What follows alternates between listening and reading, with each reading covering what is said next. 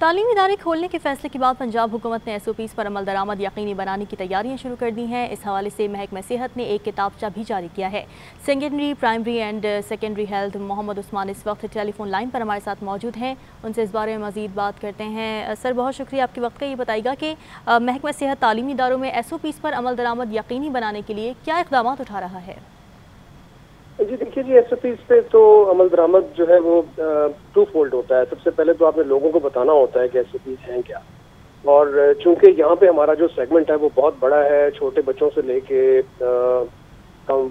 کم عمر کے بچے اور اس کے بعد پھر بڑے بچے جو کہ اسکول کالجز یا یونیورسٹیز میں جانے والے ہیں، اور نوجوان بچے، وہ سب شامل ہیں۔ سو وائل کووڈ کو اب آئے ہوئے 6 مہینے ہو گئے، کافی لوگوں کو اس کے بارے میں اویئرنیس ہے، لیکن جو چھوٹے بچے ہیں ان کو ڈسپلن میں رکھنا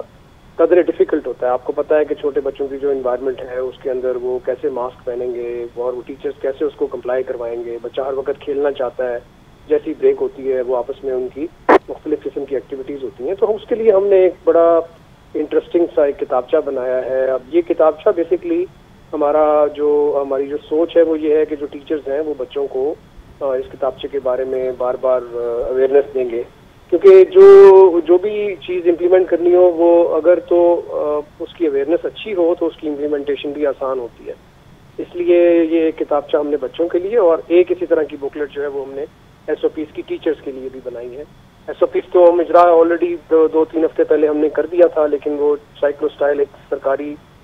جو طریقہ ہوتا ہے اس کے مطابق انگریزی میں ایک ڈاکومنٹ تھا۔ اب ہم نے اردو میں اور انگلش میں کلرفل ڈاکومنٹس کچھ تیار کیے ہیں، ایک خاص طور پہ بچوں کے لیے جو ہے وہ بڑا اٹریکٹیو ہے۔ اس میں کچھ پزلز بھی ہیں،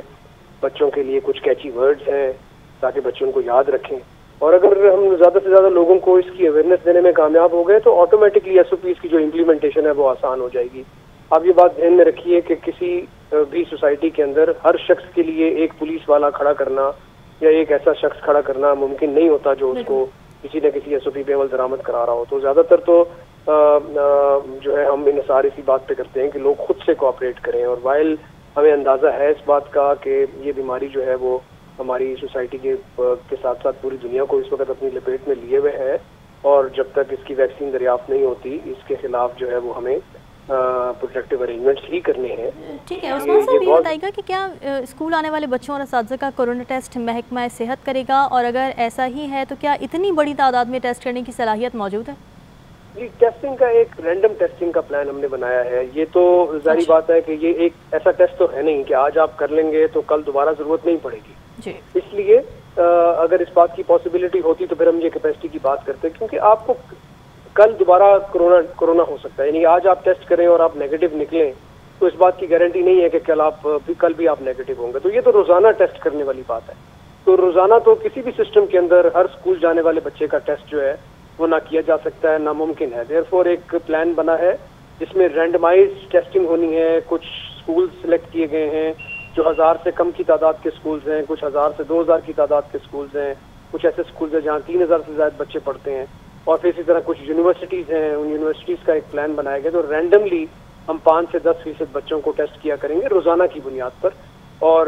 ہر اسکول کے اندر پھر اسی طرح ہر 14 دن کے بعد دوبارہ ٹیسٹنگ کی جائے گی۔ تو ایک اوور آل پلان ہے جس میں تقریباً روزانہ آپ سمجھ لیں کہ 5 سے 7000 ایڈیشنل ٹیسٹ کیے جائیں گے، جو اس وقت ہم کر رہے ہیں اس سے اضافی ٹیسٹ کیے جائیں گے۔ اس سے پھر ہمیں تھوڑا سا آئیڈیا ہوگا کہ کس پرٹیکولر جگہ پہ پرابلم ہے، اور ساتھ ساتھ پھر جو ہے وہ ہر اسکول کے اندر سمپٹومیٹک بچوں کو کیسے آئیڈینٹیفائی کرنا ہے، یا یہ کس طرح سے دیکھنا ہے کہ کسی بچے میں اگر علامات ہیں تو اس حوالے سے کیا کرنا ہے اسکول کی انتظامیہ نے۔ ایک پورا کمپریہنسو پلان ہم نے بنایا ہے جس میں ہم اپنی ٹریننگز بھی کروا رہے ہیں اسکول ایجوکیشن ڈپارٹمنٹ اور ہائر ایجوکیشن ڈپارٹمنٹ کے لوگوں کی،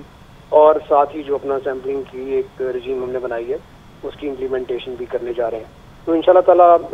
پلان یہی ہے کہ جب اسکولز کھلیں تو لوگ تسلی کے ساتھ بچوں کو اسکولز میں بھیجیں، لیکن at the same time parents اور ٹیچرز کی ایک رسپانسبلٹی بنتی ہے کہ وہ انشور کریں کہ یہ بیماری جو ہے یہ اسکول کھلنے کی وجہ سے زیادہ نہ پھیلے اور اس کو چیک میں رکھا جا سکے۔ ٹھیک ہے، secretary primary and secondary health Muhammad Usman صاحب ہمارے ساتھ موجود تھے، آپ کے وقت کا بہت شکریہ۔